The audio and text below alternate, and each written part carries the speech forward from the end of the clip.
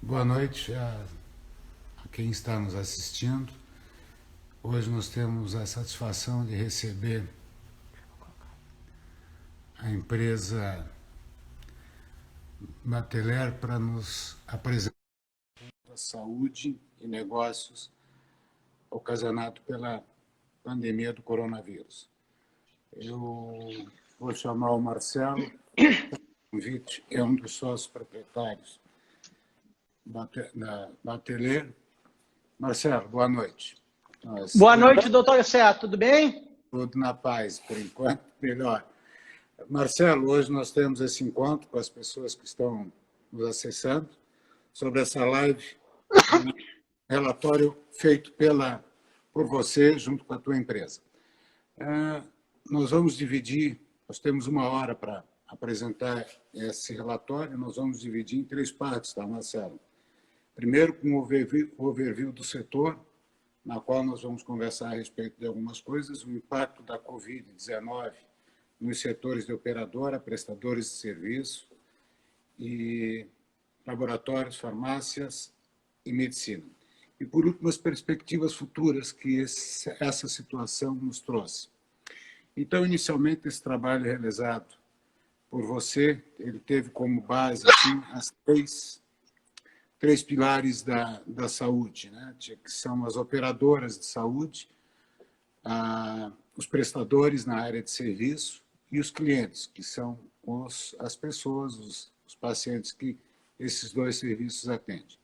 Marcelo, inicialmente eu vou te passar a palavra, então, para a gente conversar sobre esse apanhado geral do teu relatório, o overview do setor, alocando principalmente os cenários da saúde suplementar no Brasil, a inflação médica, que é uma preocupação que nós temos que cada vez mais atacar, e as tendências que a gente pode ter nesse cenário.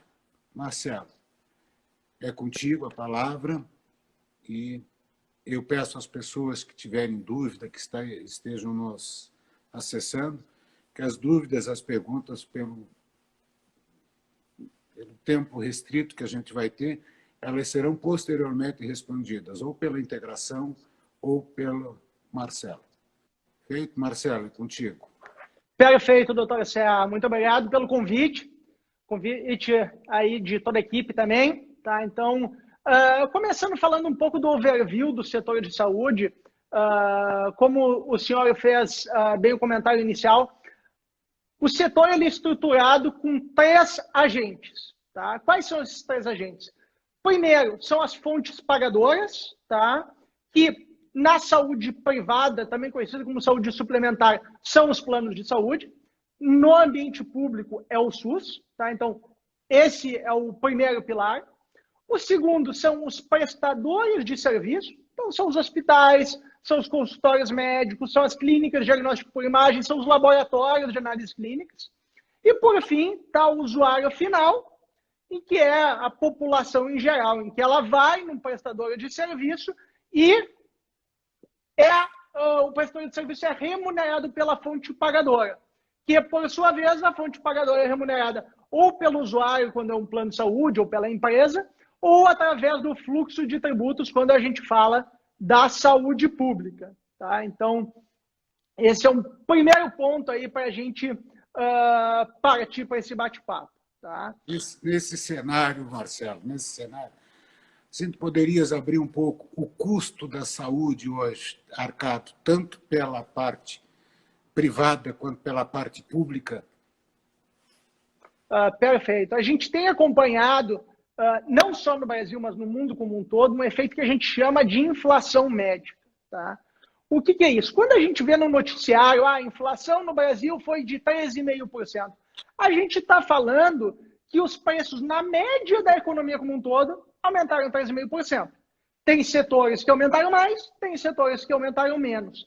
E, ano após ano, a inflação do segmento da saúde tem sido significativamente superior à inflação geral. Tá?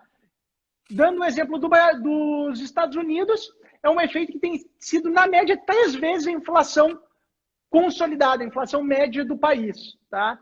Isso acaba trazendo um problema para as fontes pagadoras, caso elas não consigam repassar esse custo adicional para quem as remunera, seja via tributos, no caso da saúde pública, seja via os usuários, no caso da saúde suplementar.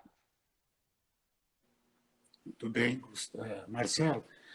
Dentro disso, a gente tem noção de que realmente os custos hoje com a área da saúde, visto que nós ainda somos muito tratadores de doenças e não prevenir, não temos ainda a prevenção da doença, que é aonde a economia deve agir para dar sustentabilidade tanto aos planos quanto ao SUS.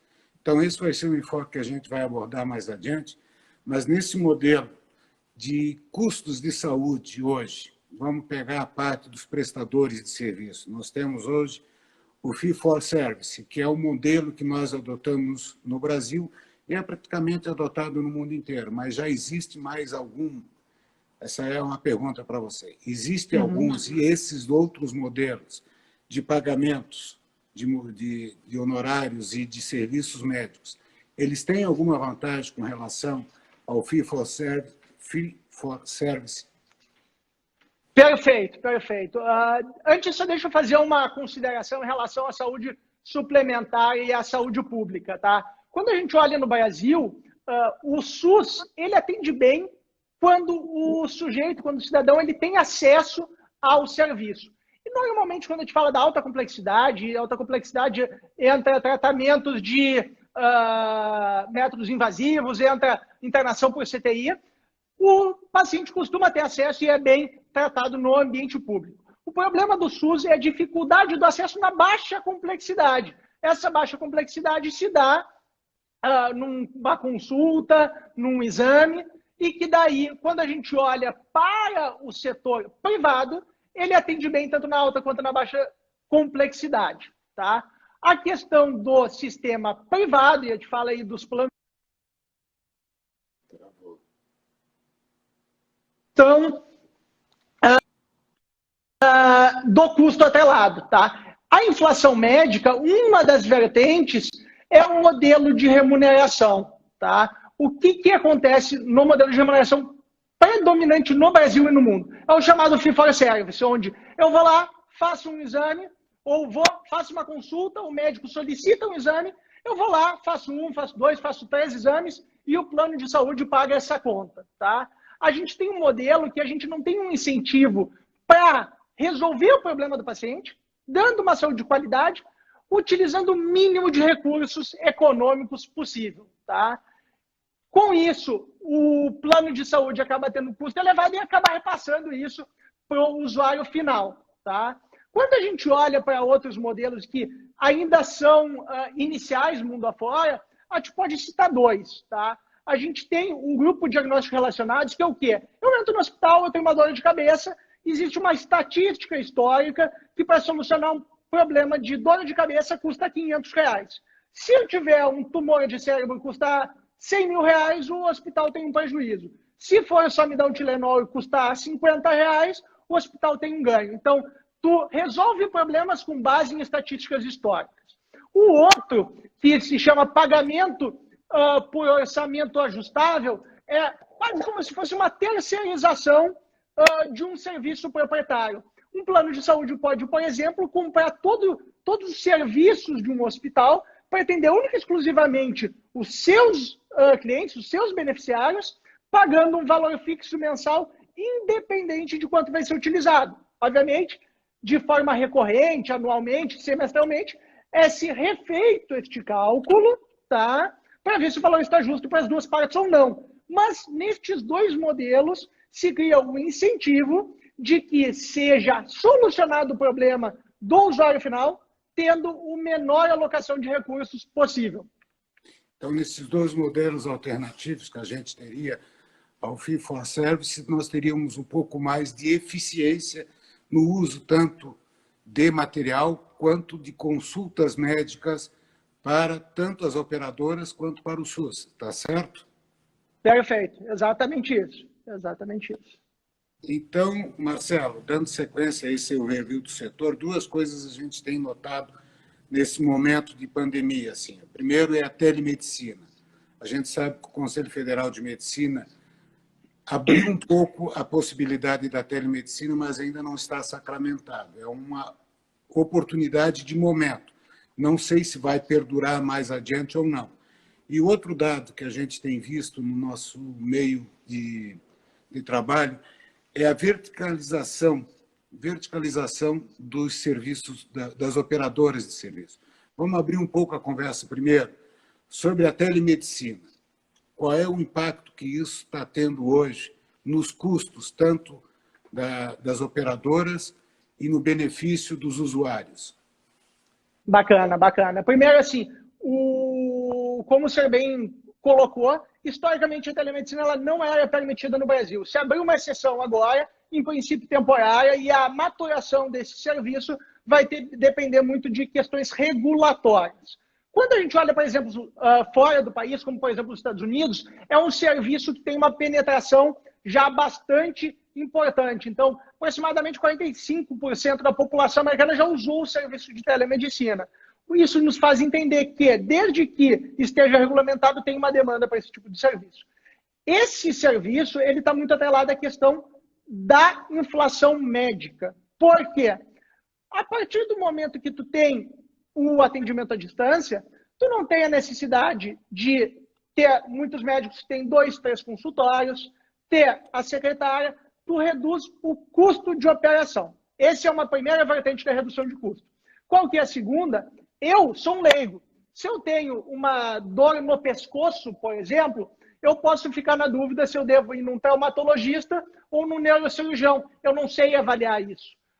Eu fazer uma primeira consulta com um médico de família, com um clínico geral, me permitiria, ou daqui a pouco ser uma coisa extremamente simples que um anti-inflamatório resolva, quanto eu já ir corretamente direcionado para o especialista que eu deveria consultar, que vai já me requerer o exame que eu devo fazer, então mitigando o uso aí de serviços duplicados ou desnecessários. Mas com relação à telemedicina também, Marcelo, um dado que nos preocupa seria o sobretrabalho. Você bem relatou isso no teu trabalho, no teu relatório. Então, hoje, nós não temos essa cultura da telemedicina, da teleconsulta, da teleorientação na nossa sociedade. Isso não ocasionaria um sobretrabalho e um custo adicional pela facilidade de acesso que o usuário teria? Eu não diria que isso vai acontecer. Eu acho que essa é uma variável que ela precisa ser administrada. Sob qual ponto de vista? Quando o serviço ele não é pago pelo usuário final, mas sim pelo plano de saúde, quanto mais fácil a utilização, mais ele tende a usar. Por exemplo, se abrir um laboratório de análises clínicas do lado da casa de uma pessoa, ela tende a usar mais. Isso são estatísticas que já existem no mercado. Então, o fato dela simplesmente estar em casa e poder entrar no computador e fazer uma consulta poderia ser um risco para a operadora de saúde. Aí entra uma questão de como mitigar este risco. Uma estrutura de produtos, de planos de saúde que alinhem os interesses para não ocorrer a sobreutilização, como, por exemplo, a coparticipação, é uma solução que possa fazer com que se minimize essa sobreutilização. A gente tem que levar em consideração aqui que é uma balança. A gente, num ponto, está diminuindo o custo, dado que a telemedicina é mais barata que a medicina presencial, no outro tu tem um risco. Então, a gente tem que aproveitar o lado bom da redução e buscar administrar a parte do risco de sobreutilização. Ok, Marcelo. Ainda falta, a gente tem que caminhar muito nessa área de telemedicina, isso é uma novidade implantada aqui, apesar de já existir em alguns países há algum tempo. Mas, pelo momento que a gente está vivendo, através desse isolamento, através desse distanciamento, ela vem a ser uma alternativa muito viável para, daqui adiante, tanto as operadoras quanto o usuário se sintam mais acolhidas, não deixando de ter. Uma das questões que mais se levanta quanto à telemedicina é a perda da humanização na relação médico-paciente.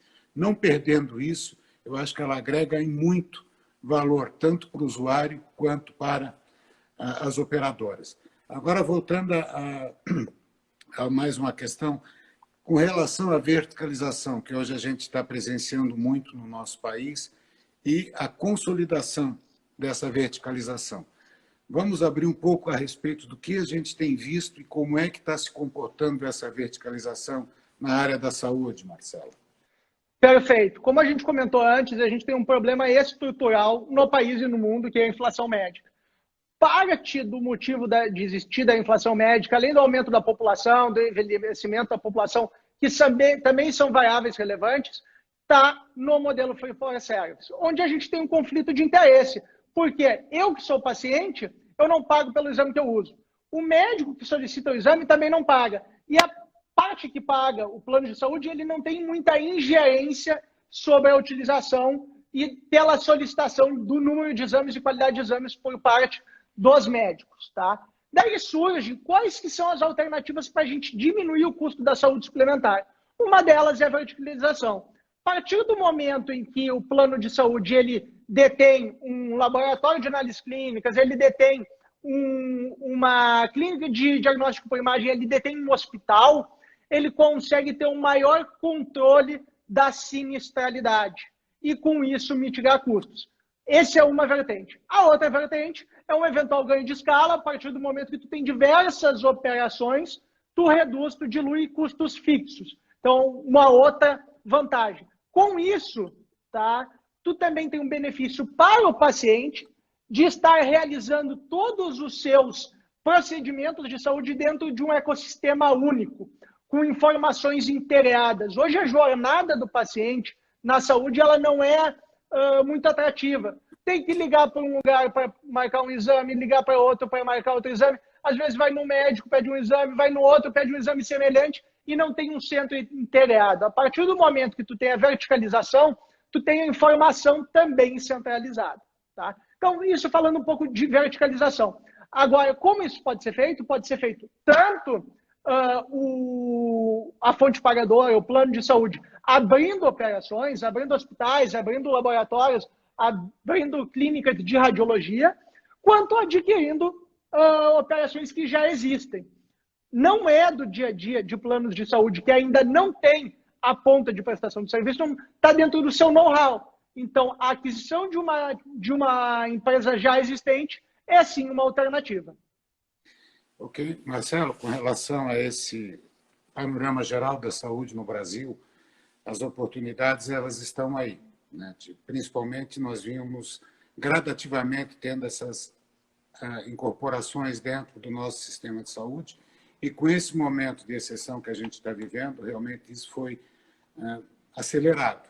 E dentro dessa aceleração, com certeza isso passa por algumas coisas culturais, como a educação, principalmente a educação na área de cuidados, a educação na área de uso do benefício, tanto do SUS quanto das operadoras.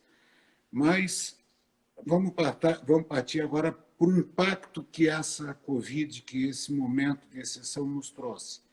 Dentro desse impacto que a Covid ocasionou no setor da saúde, nós vamos primeiro falar sobre as operadoras de saúde.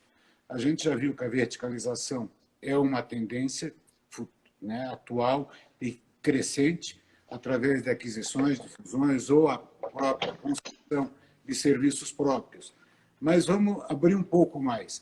A perda das operadoras, a perda dos seus usuários, pela situação macroeconômica do país, ela preocupa? Bom ponto, tá? O que acontece? Aproximadamente 70% dos beneficiários da saúde suplementar têm acesso à saúde suplementar através de planos coletivos empresariais. Então, historicamente, a gente tem uma correlação inversa entre a taxa de desemprego e o número de beneficiários. Ou seja, quando tem desemprego, o sujeito não tem mais o seu plano de saúde pago pela empresa e, então, acaba indo para o SUS. Porém, quando a gente olha no longo prazo, a gente tem uma tendência também estrutural. Atualmente, o acesso ao plano de saúde seria o terceiro desejo de consumo do brasileiro. Tá? Nesse sentido, enquanto ele tem condições de se manter, mesmo tendo perdido o emprego, ele se mantém. Então, o que a gente vê? 2002, 2013, uma taxa de desemprego de 12, 13% e 33 milhões de beneficiários de planos de saúde. Quando a gente vem na crise recente brasileira, 2016, 2017, a gente retoma para esse nível de desemprego e a gente estabiliza em 46 milhões de beneficiários. Isso significa o quê? A população tendo renda, ela tende a priorizar dentro do seu orçamento a manutenção do plano de saúde. Tá? O que a gente entende neste momento de Covid? Pode ter um impacto, mas o problema tendo nascido da saúde, as pessoas tendem a privilegiar ainda mais a manutenção do plano de saúde dentro do seu orçamento. Também tem uma questão que tem que ser abordada quanto às operadoras de saúde, que hoje, com essa restrição, a gente está tendo um custo, as operadoras estão tendo um desembolso mensal menor, porque houve uma redução, principalmente, de consultas, de procedimentos seletivos, de exames. Só que isso nos preocupa, porque isso daqui a pouco nos traz uma demanda reprimida. As pessoas estão deixando de ser atendidas no momento oportuno, protelando esse atendimento, que está gerando uma economia para as operadoras, mas futuramente essa conta vai ter que ser paga. E nesse momento é que a gente vai ter dificuldades de atender essa demanda que hoje está reprimida pela situação que nós vivemos. Tá certo, Marcelo? Perfeito. Aí a gente tem uma gangorra entre a fonte pagadora, entre o plano de saúde e o prestador de serviço. Num primeiro momento, com as medidas tomadas de distanciamento social, as pessoas deixaram de fazer exames eletivos, consultas eletivas. Qual que é a consequência disso? O prestador de serviço está com uma menor demanda, então está com menor faturamento e pode ter algum nível de dificuldade financeira, enquanto o plano de saúde continua recebendo a sua mensalidade e não está pagando por estes procedimentos, por essas consultas. Então, o plano de saúde atualmente está gerando caixa. Quando a gente olha a médio e longo prazo, o fato de não terem feitos check-ups nesse momento, procedimentos seletivos, podem trazer problemas sérios de saúde a médio e longo prazo. O que, para o plano de saúde é oneroso, para o prestador de serviço é benéfico. O que vale aqui ressaltar dois pontos também. Normalmente, a cura, o tratamento, ele custa muito mais caro que a prevenção. Então, é muito mais barato para o plano de saúde agora estar fazendo o preventivo do que pagar lá na frente o tratamento. Em contrapartida, a gente vê a população, no momento, muito mais conscientizada de hábitos de prevenção, hábitos de higiene, que estão mitigando outros problemas de saúde que não Covid. Então, se estes hábitos se mantiverem depois do ápice da pandemia, a gente vai ter um legado positivo aí do Covid no que tange aos cuidados essenciais de higiene. Exato, é nessa linha realmente que a gente tem que pensar, porque o preço que se está pagando no momento de isolamento por essa pandemia, ela tem que resultar num benefício futuro. E esse benefício futuro vem exatamente nisso que você conversou, da conscientização das pessoas na sua prevenção, no caso, no seu bem-estar, na sua atitude frente a determinados hábitos que poderiam ocasionar patologias futuras. Marcelo, então, quantas operadoras de saúde a gente já viu que elas estão hoje se capitalizando, elas estão se verticalizando? Tem algum assunto que eu vou deixar mais para o final para conversar contigo, mas eu vou entrar no segundo, na segunda estrutura que está sofrendo muito com a Covid, que são os prestadores de serviço. Hoje a gente sabe que um hospital, uma clínica, ela tem um custo fixo, né? E esse custo, normalmente, ele é pago por a rotatividade, o afluxo de pacientes a essas instituições. Com esse isolamento, com essas restrições e com a preferência para atendimento de pacientes de Covid, que tem um custo muito mais elevado que qualquer outro paciente, como é que tu vê o cenário futuro desses prestadores de serviço? Bom ponto, bom ponto. Aqui a gente vê, sim, hoje uma ociosidade muito grande. Nos primeiros meses, ali, março, abril, quando foi desencadeado e o conhecimento da Covid era muito menor, o nível de ociosidade era mais elevado do que a gente tem hoje por parte dos prestadores de serviço. Tá? Então, sim, estão trabalhando abaixo do que seria, em muitos casos, o ponto de equilíbrio, e daí depende muito do lastro financeiro, da situação que tinha antes cada prestador de serviço. Alguns devem entrar em dificuldade financeira mais severa, outros vão operar com prejuízo por algum tempo, tá? Mas vão sair depois da Covid, talvez num ambiente competitivo até mais favorável. O que costuma acontecer nesses momentos? Uma consolidação. A união entre diferentes operadores, entre diferentes prestadores de serviço, tendo o objetivo de diminuir esse custo fixo. O custo fixo, quando se junta duas operações, costuma ser menos que o dobro do que elas individualmente. Então, um dos caminhos, sim, é a consolidação. Isso pode ser feito pela redução de custo fixo, tá? E também a gente vê no Brasil, nos últimos 20 anos, uma redução bastante severa dos planos de saúde. Hoje a gente tem praticamente a metade dos planos de saúde que a gente tinha há 20 anos atrás. O que significa isso? Na negociação entre o prestador de serviço e o plano de saúde, hoje o plano de saúde tem mais poder de barganha do que tinha há 20 anos atrás. Então, com isso, o prestador de serviço não consegue repassar anualmente a integralidade do seu aumento de custo. Ele acaba perdendo margem ao longo do tempo. Uma das formas de se combater isso também é tu ter uma consolidação dos prestadores de serviço, vai ter um menor número de prestadores de serviço e, pela lei da oferta e da procura, a gente reequilibra essa equação entre as fontes pagadoras e os prestadores de serviço. Ok, Marcelo. E uma das alternativas, assim, a gente está falando de saúde e negócio, a gente não está falando só de saúde, a gente está falando no impacto que essa Covid está ocasionando nos negócios que envolvem a área da saúde.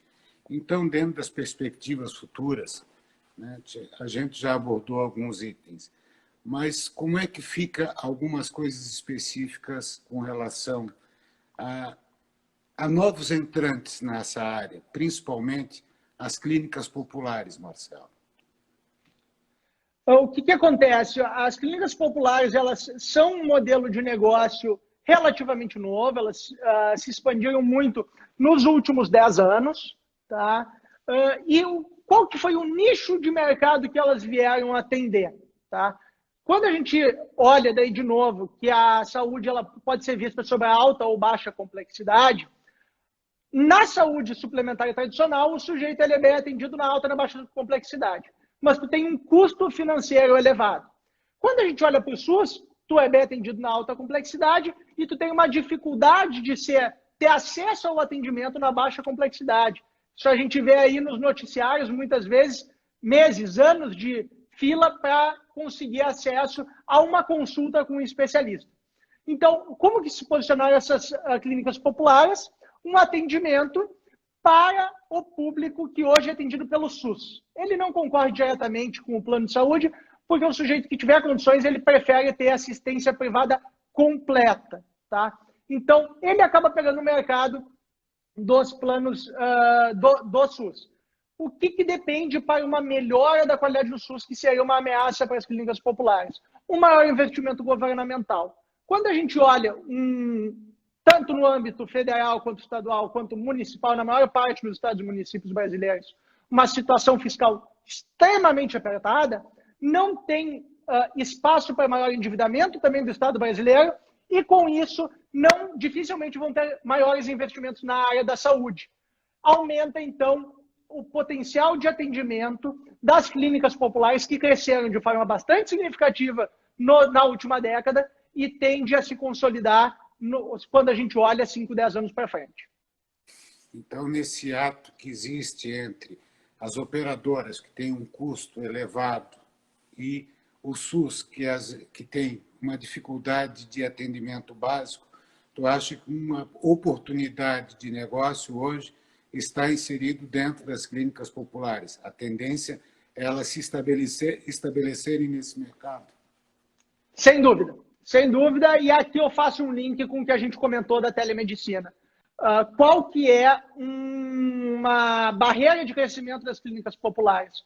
Se elas querem ir para o interior do país, elas precisam fazer um investimento em estrutura física, contratar médicos que muitas vezes não estão no interior do país. A gente sabe que o Brasil, quando a gente compara o número de médicos com o tamanho da população, o Brasil é bem atendido na quantidade de médicos. O que a gente tem é um problema da distribuição dos médicos que fazem sua formação nos grandes centros urbanos, entre cursinho para vestibular, graduação e especialização, acabam ficando 10 anos, não querem voltar para o interior. A partir do momento que tu não tem tantos médicos no interior, é muito mais caro tu montar estes modelos de negócio também no interior. Qual que é a alternativa? Do atendimento à distância. Tu chega sem o investimento em estrutura física a cidades que sem a telemedicina tu não chegaria. Ok, Marcelo, dentro disso, então, tem uma oportunidade para negócio dentro desse momento. A outra situação que eu queria conversar contigo é sobre as plataformas que hoje nós temos deficitárias, né? Somos deficitários principalmente no controle, no e-health, com relação ao controle do uso do paciente pelos serviços médicos, tanto no SUS quanto nas operadoras e possivelmente no futuro em clínicas populares. Como a gente está desenvolvendo essa situação no momento, Marcelo? Bacana. Acho que aí é um ponto em que a gente cria valor para todos os envolvidos no sistema de saúde. Tá? O eHealth, basicamente, o que é? O uso da tecnologia na medicina. A telemedicina seria um dos itens que estão dentro do ecossistema do eHealth. Tá? O eHealth ele usa o cruzamento de dados, a integração de dados de diferentes serviços, de diferentes consultas, de diferentes exames, que permite mitigar a sinistralidade. O objetivo é o quê? Se eu vou no médico, ele me pede um exame, eu vou no outro médico, antes ele vai ver o meu histórico, ele vai ver os exames que eu já realizei e conseguir ser mais direcionado na requisição que ele vai fazer e, com isso, mitigar exames duplicados ou desnecessários. O que acontece isso para o paciente? Ele também não precisa ir em 2, 3 lugares fazer exames que ele já tinha feito ou exames que não são necessários na investigação do caso que está sendo investigado. E, por fim, para a fonte pagadora, a gente mitiga a sobreutilização e, com isso, então, com os 3 envolvidos no sistema de saúde, a gente tem os respectivos benefícios. Menor custo para o plano de saúde, uma otimização por parte do prestador de serviço que consegue ter uma base de informação para criar o seu entendimento do problema do paciente e uma melhor jornada para o paciente no uso do sistema de saúde. Marcelo, dentro disso que a gente tem, desse relatório feito por você, a gente viu que tem alternativas viáveis e boas, tanto para as operadoras quanto para o usuário. A preocupação maior realmente fica com relação ao meio, aquele que realiza o procedimento, que é o prestador de serviço, tanto médico, quanto clínicas, quanto hospitais. Nesse caso, nós temos perspectivas de melhoria e de aproveitar essa situação para alavancar um futuro melhor? O senhor diz dentro da estrutura da eHealth? Exato, dentro dessa estrutura. Sim. Não, sem dúvida. Aqui a gente passa a ter acesso a informações que antes não tinha. O médico ele vai conseguir entender melhor o histórico do paciente e, com isso, dar uma solução mais correta ou, pelo menos, com um caminho mais curto. Eu sempre costumo dizer, quando a gente está fazendo análise, seja análise financeira, seja análise jurídica, seja análise médica, o maior número de dados é benéfico para aquele que está analisando a situação. Então, isso que, para o médico, seria positivo. A gente também acaba criando um ecossistema de ligação entre os pacientes e os médicos num único ecossistema. E que daí a gente tem, para o médico também, um acesso eventual ao maior número de pacientes. Quando a gente fala que a gente consegue, eventualmente, um plano de saúde verticalizado, com um bom sistema de health, ele vai conseguir ter uma oferta de produtos de plano de saúde mais em conta. Tendo mais em conta, vai ter um maior número de pacientes. Tendo um maior número de pacientes, tem um maior mercado de atuação para os médicos que estiverem conectados naquela solução. Ok, Marcelo. Isso é bom ficar bem claro, porque há uma certa resistência a utilizar esses programas, principalmente por uma das questões é a ética médica, ou seja, o conhecimento mais abrangente da relação médico-paciente que existe num setor de consultório. A partir do momento que eu utilizo essas ferramentas, eu vou estar expondo um pouco essa relação. Como é que você, que não faz parte da área da saúde, percebe essa situação? Perfeito. Acho que assim, quando a gente está falando nessas novas soluções, nesses novos modelos de negócio, a gente está falando numa mudança do sistema como um todo. Toda e qualquer mudança, ela enfrenta resistência. O ser humano, ele prefere a manutenção do status quo, qualquer que seja o âmbito da sua vida, profissional, pessoal, pública. Então, assim, mudanças desse tipo a gente só consegue fazer quando a gente tem uma proposta de valor clara, objetiva para todos os envolvidos.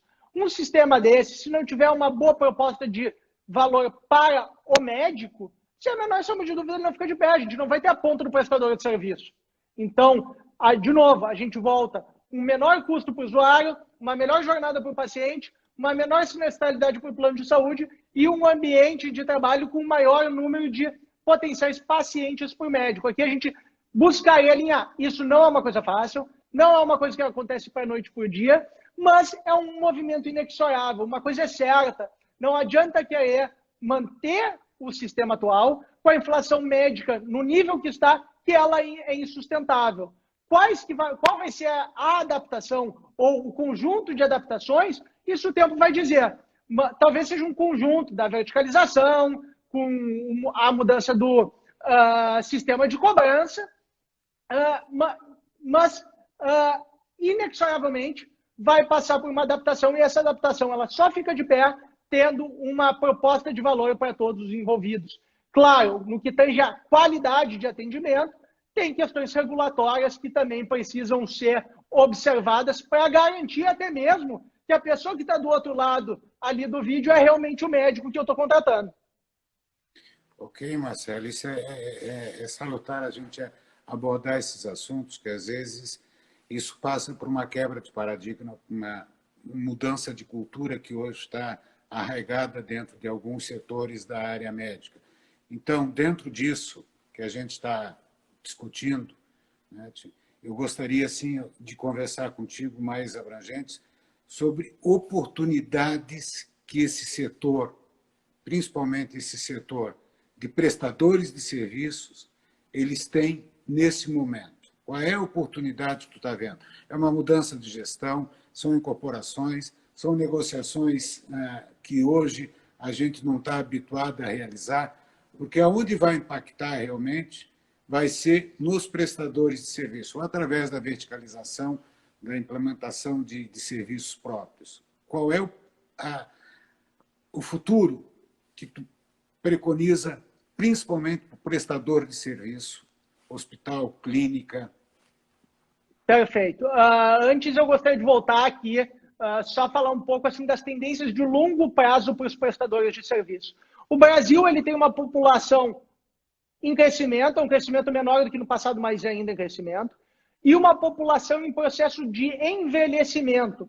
Então, quando a gente olha a população e ela ter acesso ao plano de saúde, não basta ela existir a população, ela ter acesso ao plano de saúde, sob o ponto de vista do prestador de serviço, tu precisa ter o uso do serviço lá na ponta final.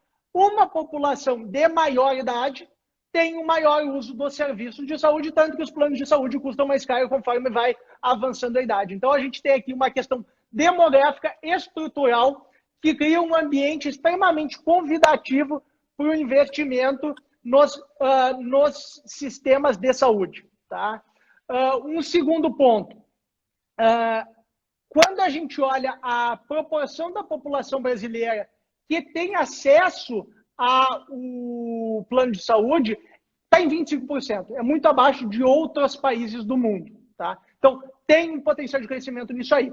Agora, como se posicionar para aproveitar isso, olhando especificamente essas tendências que a gente enxerga, aquele prestador de serviço que melhor conseguir integrar os diferentes sistemas, alinhar os interesses entre os diferentes entes da cadeia, ele vai ser vencedor nessa corrida. Se eu faço aqui até um paralelo com o caso da Kodak.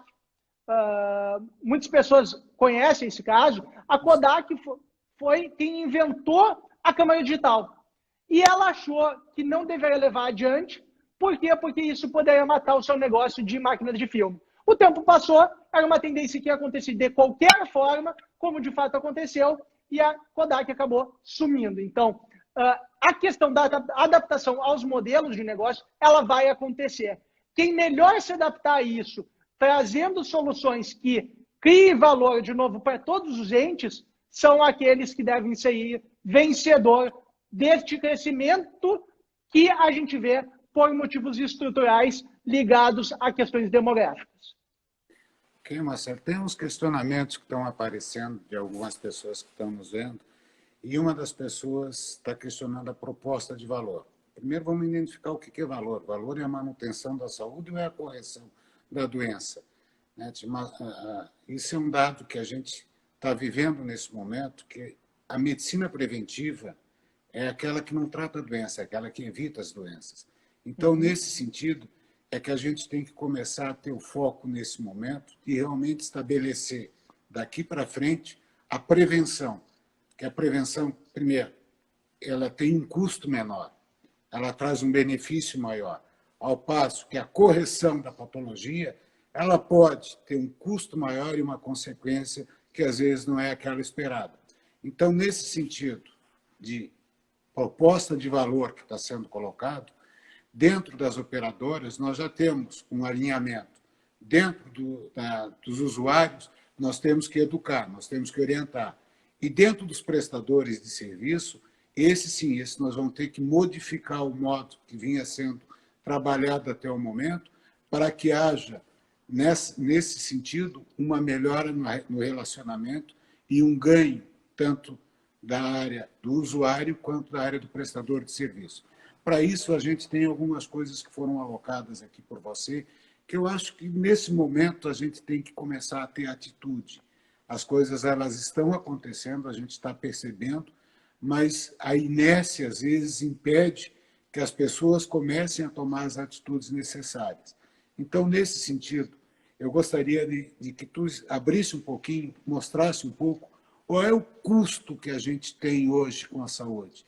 A gente, no início, ali falou de SUS, de operadores de saúde, mas abre um pouquinho, e eu sei que no relatório você aborda bem isso, o custo que hoje tem dentro da área da saúde, o custo atual e as perspectivas de economia com esse custo. Perfeito. Então, falando assim, especificamente do custo, hoje o Brasil ele gasta ou investe em saúde aproximadamente 9,2% do PIB. Tá? Quando a gente volta para 2007, representava 8,2% do PIB.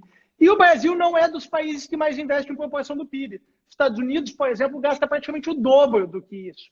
E aqui a gente tem uma dinâmica em que não basta simplesmente ver a proporção do PIB, porque os Estados Unidos é um país que o PIB per capita é muito mais alto. Então, a saúde americana ela é a mais cara do mundo disparado, e o que acontece é que o gasto per capita é muito mais alto que o Brasil.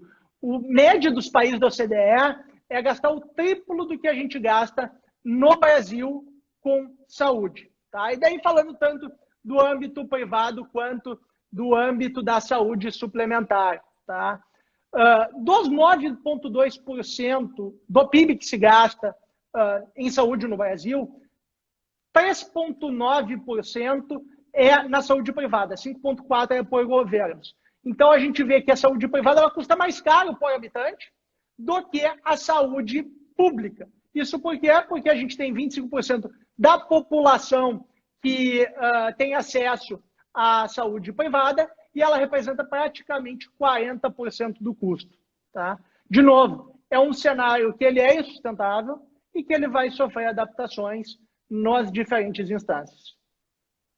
Isso é bom deixar bem claro, porque as pessoas, às vezes, que não estão envolvidas diretamente na área da saúde, acham que o custo da saúde ele é estanque, realmente ele não é. Você demonstrou anteriormente que a inflação médica, ela em 3 anos praticamente dobra o custo dos procedimentos médicos. E hoje, com a pandemia, com o coronavírus, dificultando ainda mais ou onerando ainda mais os prestadores de serviço, esse custo tende a ficar insuportável daqui a pouco. Então, nós vamos ter que buscar alternativas para superar isso nesse momento. E, Marcelo, mais uma questão que eu queria colocar contigo com relação à prevenção, né?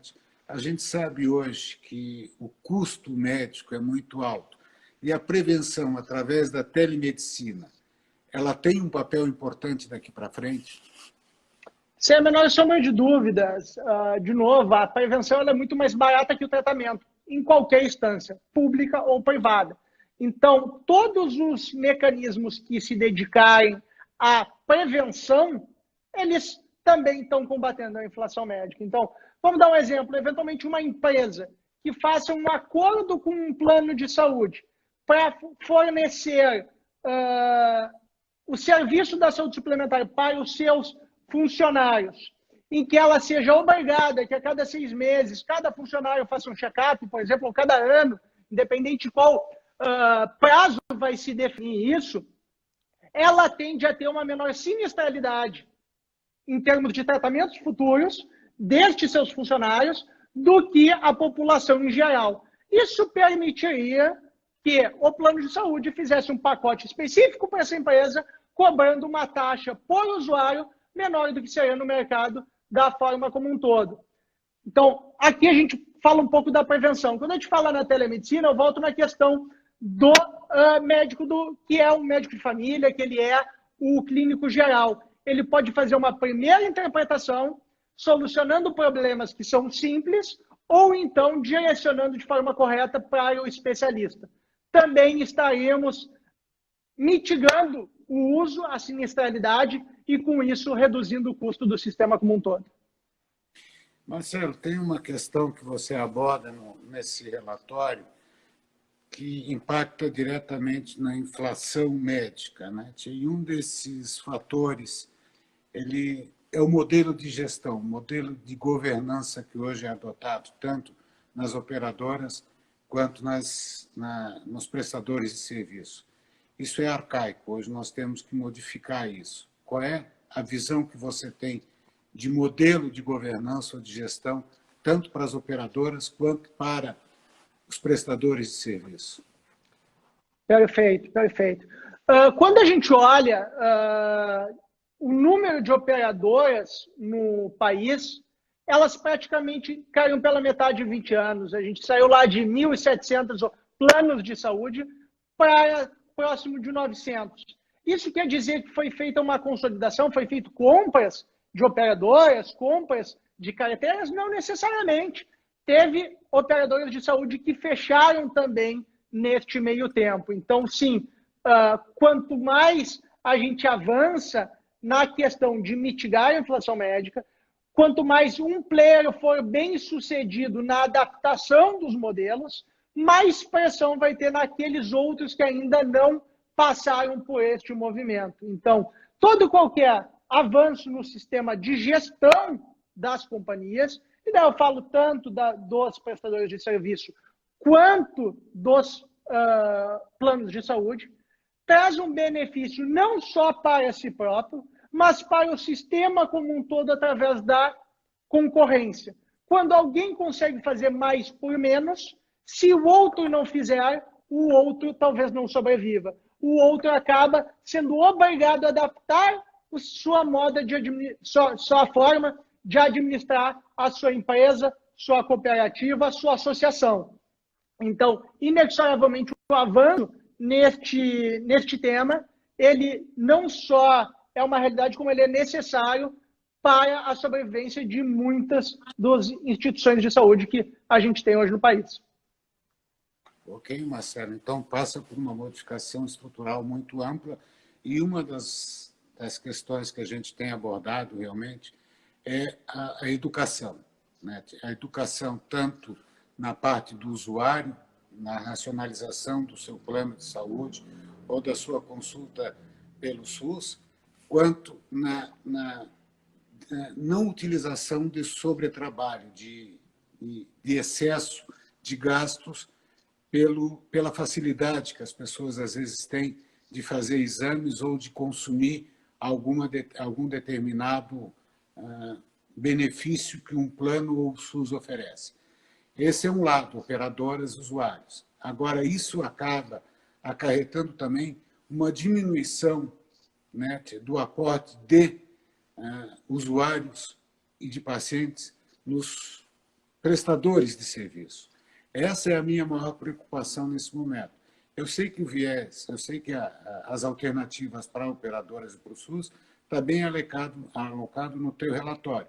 O que eu vejo assim, que nós estamos deficitários realmente, e talvez por aí passe uma mudança de gestão, incorporações, fusões, mudanças mais estruturais, é no prestador de serviço, né? Na racionalização do custo e do uso dentro das instituições prestadoras de serviço.